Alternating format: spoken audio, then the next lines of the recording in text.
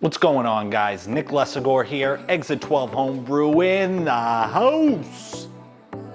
And in the house we are, in the brewery, just recording some video, getting ready for a double brew day.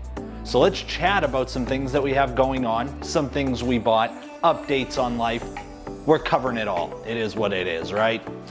So I'm drinking Donovan. I think this one came in the 6.3% area. We always want this to be a double IPA.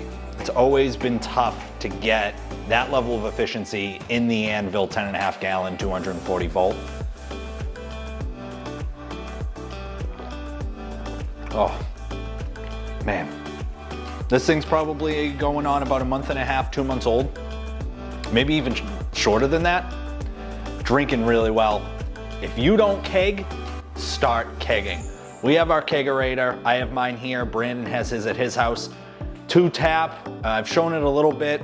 Just got the Kegland Nuka taps, black tap handles. Got some cool stickers, old labels from beers that we've done, etc., etc. Keg your beer. It's so much easier. Speaking of keg beer, we did a porter, an American porter. I previewed the recipe on one of our previous videos, and we brewed that on, it was like a Friday or Saturday night. It was a Saturday night. I got to hang out with Chris from Bruegel's Brewing for a little bit, which was awesome. He's really cool. Dave popped in and out, and that beer is just about done cold crashing. Cold crash for 7 days.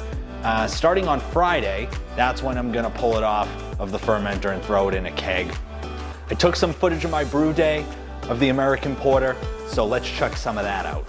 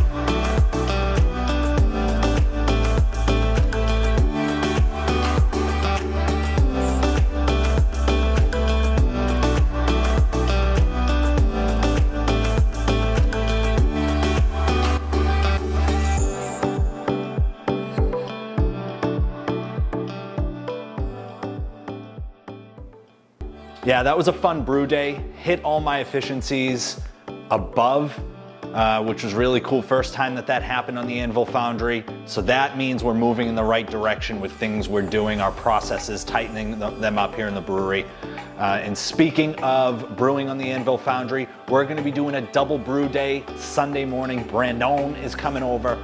I'm really pumped about it because I love brewing fall beers, and these are two definite fall beers. We're doing cranberry pale ale in the Robo Brew. We call it Friendsgiving. We have brewed that a few times. This is our 4th time brewing the beer. We keep adding less and less cranberry. We keep tightening up our process, tightening up the recipe every time we brew it. So that one's going in the Robo Brew, like I mentioned. And then on the Anvil, we're brewing a coffee, pumpkin, imperial milk stout. I mean, whoa. Let's see what happens with that.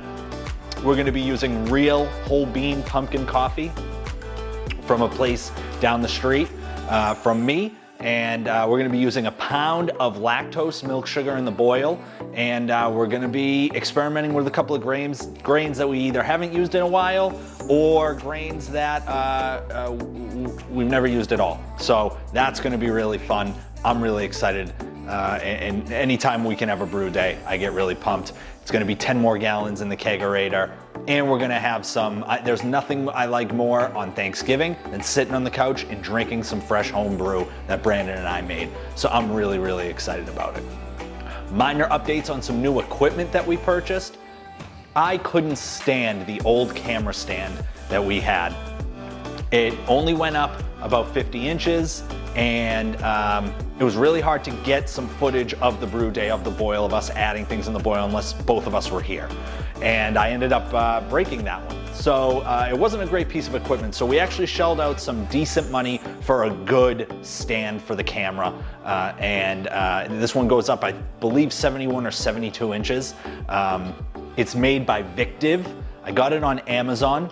And it's a really cool looking stand. I have it up right now. This thing is capturing me, no problem. I'm really hoping it's gonna be able to capture some cool stuff in the brew rig while we're brewing on Sunday. So another thing that I purchased for the brewery that I haven't opened yet is pretty much a set of casters for the camera stand. So if we wanna move it on wheels, you know, it's gonna be easy to transport back and forth if we wanna do some cool shots.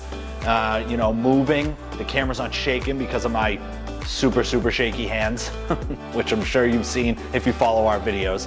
And I haven't opened that up yet, but when I do, that'll probably be on Sunday and we can kind of mess around with that a little bit, if not soon after. So awesome things going on here in the brewery. The results for our 3rd and final homebrew competition that we entered this year, we may enter more, but the 3rd one that we entered out of the 3 that we entered is, the results are coming up this weekend. They're doing the tasting. We entered Sam and we entered Autumn in England, the brown ale. So we'll see how we score on those. If we go 3 for 3, we'll be pretty smitten with our results and competitions for 2021. So I'm gonna finish this beer. I'm actually gonna go upstairs and edit this video and call it a night. Enjoy yourselves the rest of the week. Cheers, l'chaim.